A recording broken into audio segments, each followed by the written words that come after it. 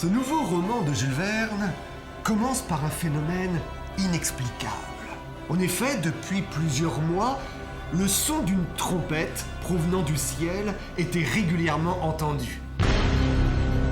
Jamais on n'avait tant regardé le ciel pour tenter de comprendre l'origine de ce son.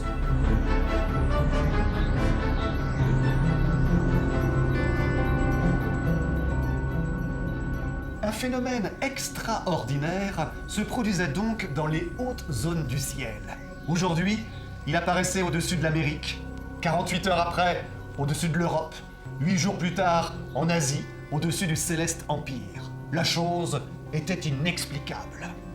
Le New York Herald émit alors l'hypothèse qu'il pouvait peut-être s'agir du formidable engin lancé par le professeur Schultz pour détruire Franceville, engin d'une telle puissance qu'il s'était retrouvé en orbite autour de la Terre. Une aventure contée par Jules Verne dans son roman « Les 500 millions de la Begum ». Mais il n'y avait pas de trompette dans le projectile de Schultz. Le mystère restait donc entier. C'est alors qu'un événement incroyable va se produire dans un club de la ville américaine de Philadelphie. Le Weldon Institute est une association de ballonnistes, un regroupement de passionnés de ballons et de dirigeables, présidé par un personnage audacieux et au sang chaud, Oncle Prudent. Prudent de son nom de famille. Quant au qualificatif d'oncle, nous explique Jules Verne, cela ne saurait surprendre en Amérique où l'on peut être oncle sans avoir ni neveu ni nièce. Le Weldon Institute est alors dans la construction d'un énorme aérostat. Son volume doit être de 40 000 mètres cubes et vous comprendrez que Oncle Prudent et ses collègues eussent quelques droits à se gonfler d'orgueil. Mais il s'agit également d'un ballon muni d'hélices permettant de résoudre enfin la trajectoire de ces engins volants. Soudain, alors même que les membres du Weldon Institute sont en plein débat sur la conception de ce ballon, un homme y fait irruption. Un personnage mystérieux du nom de Robur. Ce qu'il vient dire au milieu de cette association de ballonnistes est totalement inimaginable. Allons donc! Vous êtes une centaine ici qui croyez à la réalisation de vos rêves. Eh bien, c'est vouloir lutter contre l'impossible. Le progrès n'est point aux aérostats, citoyens ballonnistes. Il est aux appareils volants. L'oiseau vole. Et ce n'est point un ballon, c'est une mécanique. La fureur des ballonnistes était à son comble. C'en est trop. Un défenseur de l'aviation chez eux. Il se précipite sur Robur, mais celui-ci sort 2 revolvers. Plusieurs coups de feu éclatèrent. Au milieu de la fumée, l'ingénieur disparut, et quand elle se fut dissipée, on ne trouva plus sa trace. Robur s'était envolé comme si quelque appareil d'aviation l'eût emporté dans les airs. La provocation de ce Robur devant cette assemblée est à mettre dans le contexte de l'époque durant laquelle il y a un débat réel entre les partisans du ballon et ceux du plus lourd que l'air, tel l'avion. L'une des faiblesses des ballons aura été durant longtemps leur impossibilité à se diriger, et pour certains, seuls des appareils plus lourds que l'air pourront résoudre parfaitement ce problème. Jules Verne écrit d'ailleurs à son éditeur « Attendons-nous à des cris de pan de tous les partisans des ballons ?» Pouvoir voler avec un appareil plus lourd que l'air est encore du domaine du rêve. Jules Verne est depuis longtemps convaincu de ce moyen et il est d'ailleurs membre de la Société d'encouragement pour la locomotion aérienne au moyen d'appareils plus lourds que l'air. Parmi les membres de cette société, Gabriel de la Landelle, officier de marine et littérateur, avait imaginé ce type d'appareil dont s'est directement inspiré Jules Verne et qu'il cite dans son roman. Oncle Prudent, en compagnie de son valet noir Fricolin et du secrétaire de l'association Phil Evans, quitte le club. Mais soudain, alors qu'ils traversent un bois dans l'obscurité de la nuit, ils sont attaqués, bâillonnés, ligotés, les yeux bandés. Ils sont précipités dans une cellule. Une porte se referme. Puis, il y eut un léger bruit étrange, un bruissement continu qui ne devait plus s'arrêter. À la fin de la nuit, ils tentent de comprendre leur situation par la fenêtre de la cellule. Mais seul le ciel est visible. Enfin, la porte s'ouvre et laisse apparaître Robur. « Honorable balloniste, dit-il d'une voix grave, vous êtes maintenant libre d'aller et de venir. »« Libre !» s'écria Oncle Prudent. « Oui, libre dans les limites de l'Albatros. » Oncle Prudent et Phil Evans se précipitèrent hors de la cellule. Et que virent-ils?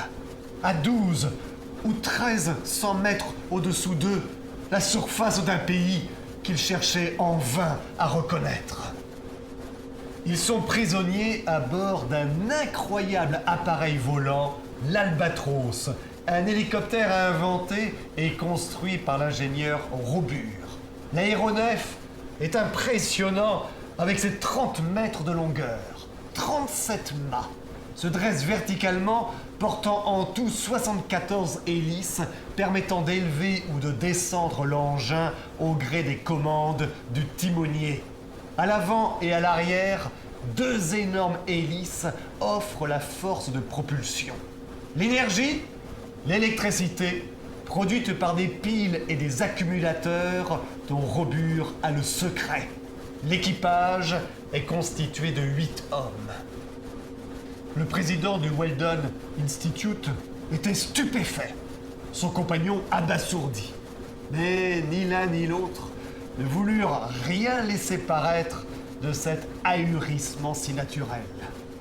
Le valet fricolin, lui, ne dissimulait pas son épouvante à se sentir emporté dans l'espace à bord d'une pareille machine. Le mystère de la fameuse trompette qui intriguait tant était résolu. Cette trompette qui jetait ses éclatantes fanfares au milieu des airs. C'était celle du timonier de Robur, Tom Turner, qui prenait plaisir à jouer de cet instrument depuis le pont de l'aéronef. Robur veut prouver la supériorité de son appareil en obligeant le président et le secrétaire du Weldon Institute à faire le tour du monde à bord de son Albatros.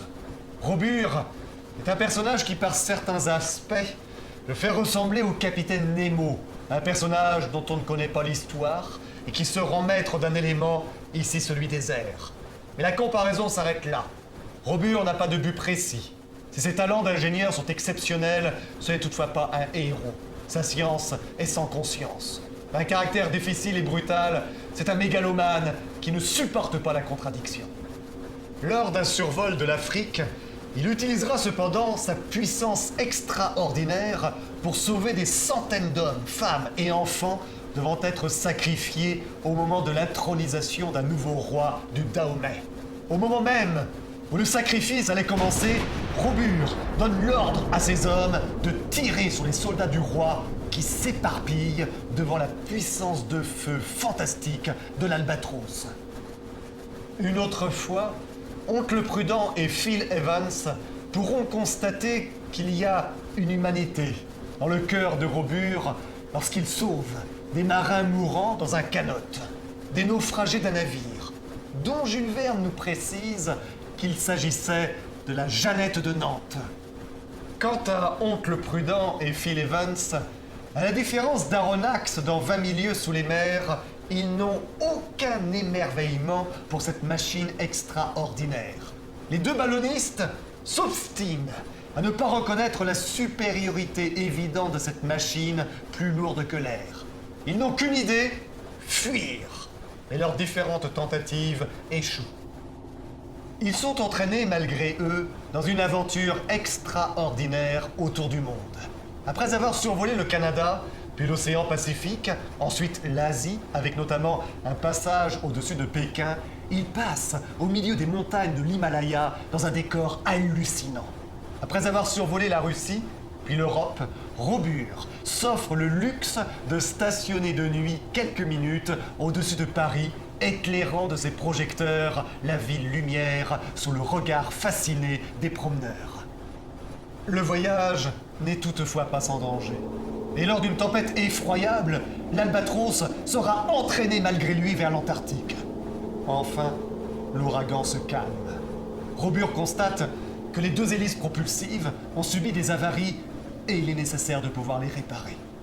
À petite vitesse, l'Albatros remonte l'océan Pacifique et finit par arriver au-dessus d'une île sur laquelle il jette une ancre.